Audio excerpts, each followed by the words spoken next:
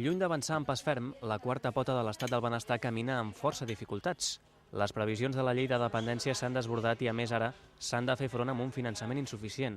Més encara quan al gener vinent s'afegeixin als grans dependents les persones del grau 2.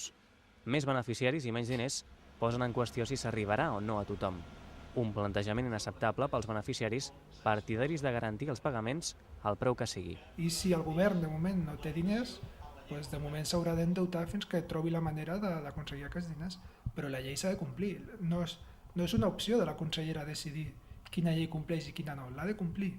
Per tant, aquesta és una llei que va adreçada a atendre situacions realment molt delicades i per tant ha de ser una prioritat. Hi ha crisi, raó de més perquè això sigui prioritari.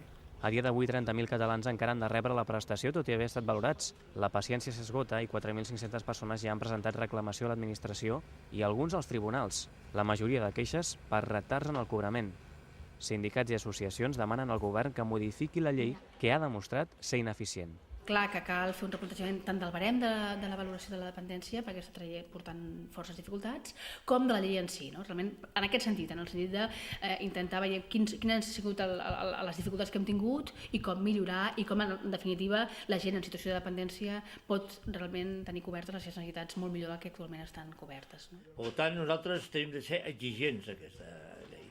I si no, que ho diguin i que facin una modificació de la llei o que estiguem d'acord tots o no estem d'acord, ja ho veurem.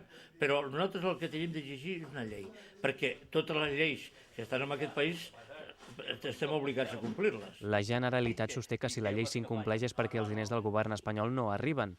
A la Moncloa, però, asseguren que ningú els pot retreure res. Un debat estèril pels beneficiaris que només esperen solucions als seus graus de dependència. I com més aviat millor.